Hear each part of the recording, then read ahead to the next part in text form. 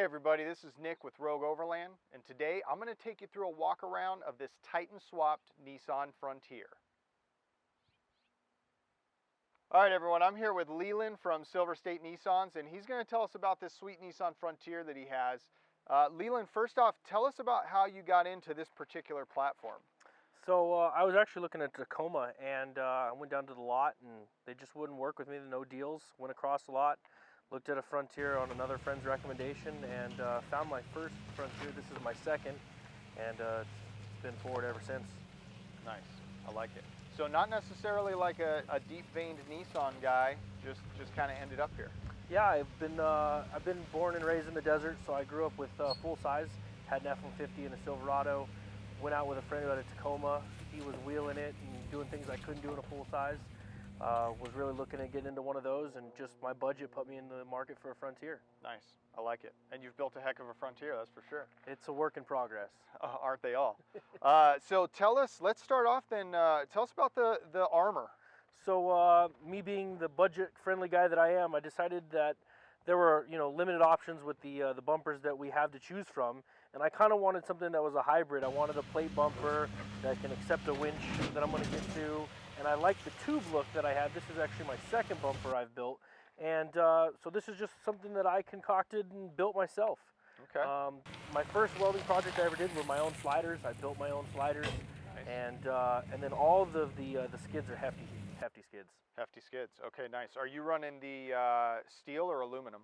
So a little mix of both. I got a steel radiator, and then everything back is aluminum. Nice, nice. I think that's a really good balance there, is to have the steel up front, take most of the hits, and then save some weight on the aluminum in the back. Definitely. Yeah, that was a recommendation. I was looking at all aluminum, and Hefty pushed me towards the steel radiator skid. He said, you want to keep that one up front solid. And I figured it makes sense. That's where you're going to take the most impact right initially. So yeah, they make good stuff too. Okay, so then tell us about the suspension. What suspension are you running? So I'm Titan swapped, a little bit custom here.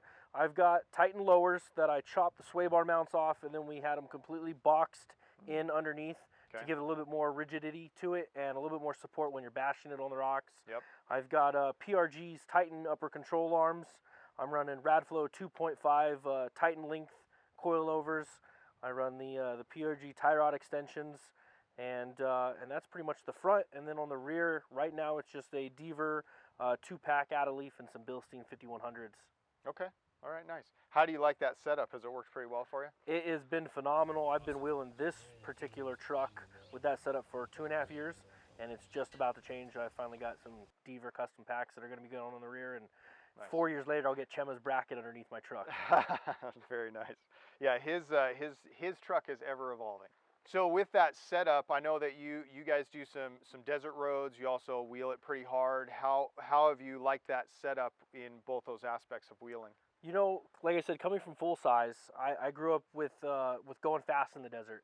And the last 6 years of my life, I've been more into rock crawling. And I'll tell you what, this setup is phenomenal. It can handle the high-speed roads. Mm-hmm. I've gone out with a group of razors, and we've been scooting 20, 30 miles an hour constant down the road. Handles great. And then you get into the rocks, and it shines there as well. I think it's a perfect balance between both worlds. It just gives you everything you need. Yeah, and that's something that I've noticed with the pickup truck wheelbase versus like the SUV wheelbases. It really seems to soak things up on those washboard roads quite a bit better. Oh yeah, absolutely. I've gone out with a bunch of our Xterra guys that are in the club, and in the tight corners, they've got us beat. But when it comes to breakover angle and the waterfalls, man, some of them, they can struggle. And having that pickup truck with the extra wheelbase, it just makes ease of those waterfalls. Tell me about the drivetrain as far as any engine modifications. Have you re-geared it? What lockers do you have?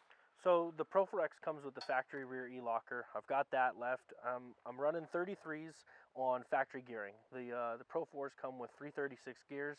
Okay. So I've just left that alone for the moment. I figured I'm not going to touch it until I jump to 35s. As far as engine mods, all it's got is headers, a bully dog tune, and an intake. Okay. And that's it. Now, I'm sure we're going to get a question in the comments. Speaking of that, if you have any questions, definitely throw them down in the comments, and we'll do our best to get the answers to it. And also make sure to like this video and subscribe. It really helps with the YouTube algorithm and helps us get the video out to more like-minded off-road enthusiasts like yourself. So one of the questions I'm sure I see us having is, with the factory gearing and the 33s, does the engine have enough power to push that, or have you found that to be an issue? I think it's actually perfectly fine. These trucks came with 32s on the Pro 4Xs. So jumping to a 33, I've really not noticed any difference, no lack of power. And it's probably helped out with a couple of the mods that I've done.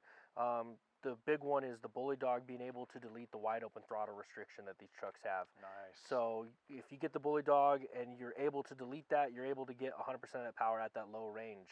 Where if you don't have that tuner, then you're locked out on getting like only 30% of your engine's power until you hit like 15 miles an hour. Yeah, the nannies are jumping in and messing with you. Yeah, so just those couple of things, I haven't noticed any issue. It's been really solid for me running these tires. I like it. I like it. Now, I did notice that we have some lighting on the truck. What do we have going on with that?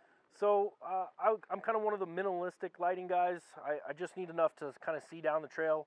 I've got a SpeedTech lighting light bar up front that does clear and amber, and I wired it on a relay that'll allow us to strobe. And nice. then some ditch lights that do the same thing. They're clear and amber, and they'll strobe as well. Nice. And then the only other light that I've really got for functionality is just some nice rock lights. Okay. Cool. Vision X rock lights. Nice. Okay, good. Always good to have. If you've ever been out on the trail without rock lights at night, it's kind of a pain. So. Yeah, the last trip night for Canvas I was like, man, I got to put these on. Yeah. So. Yeah, that was a good time. Okay, so tell us about some of the memories you have in this truck. I'd like to know some of the more memorable trails that you've had it on, maybe memorable locations, and then I definitely I noticed a little bit of rash on the side of the bed there, so we want to hear that story. Sure. I've done pretty much all the trails around the valley.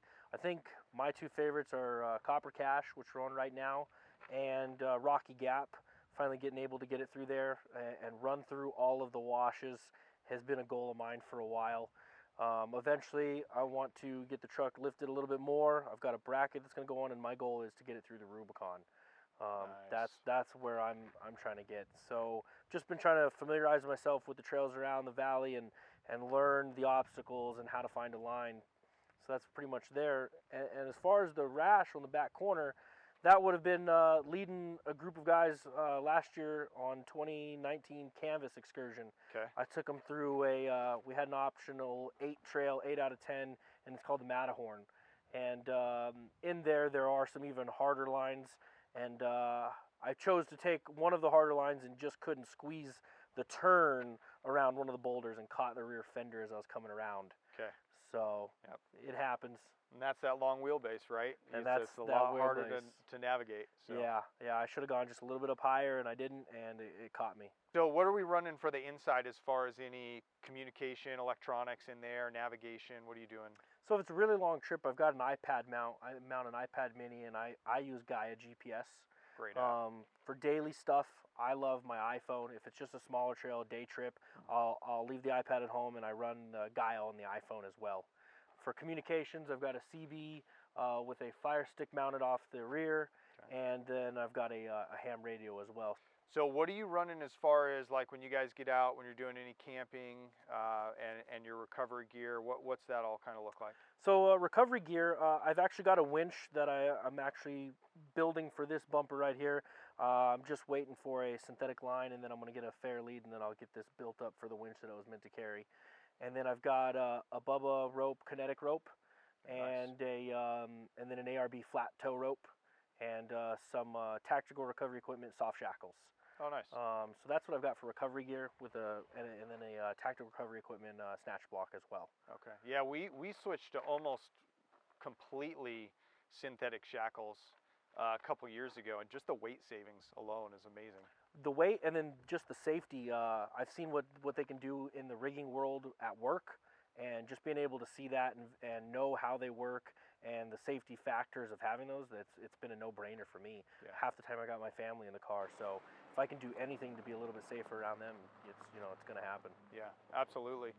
And speaking of that, one of the things I really like about the pickup truck platform is you can get so much of that gear out of the compartment that the family or yourself are in. So What are you running in the bed as far as tools or anything we have going on back So there? in the bed, I got a WeatherTech pack rat, and that keeps all my recovery gear, some extra tools, just basic needs supplies, and then I keep 2 extra boxes that I throw in the back with spare axles, and then another box that's just got more recovery gear in it. And those are just kind of float in and out depending on the trail and whatever we're doing. Okay. Did you guys hear that? Everybody hear that? Spare axles, spare parts, wheel with spare parts. Yeah, that WeatherTech has got. I mean, I've got extra hoses, belts, spark plugs, camshaft position sensor, ABS lines, brake lines. Pretty much you name it. If it's something that can fail and it's a reasonable fix, I've got the ability to throw it on the trail. Anytime you guys are out camping, what's your camping setup look like? What kind of tent are you running? So I've just got the Coleman Easy Up tent.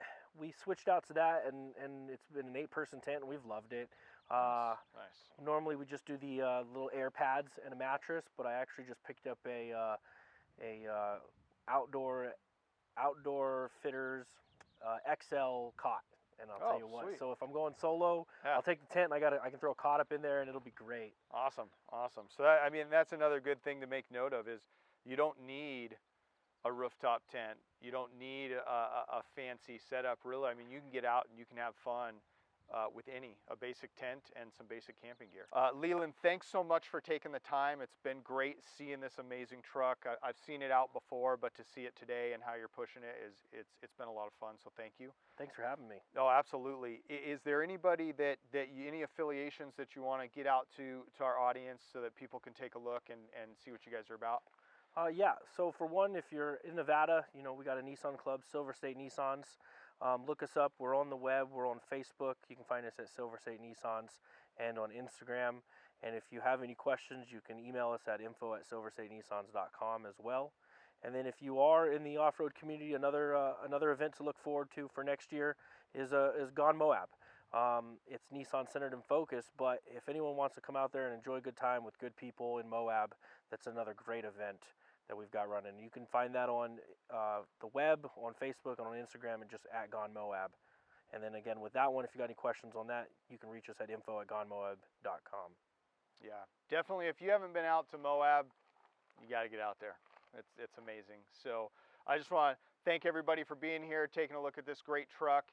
And you can find us on social media. All social medias at Rogue Overland. And we will see you guys on the trail.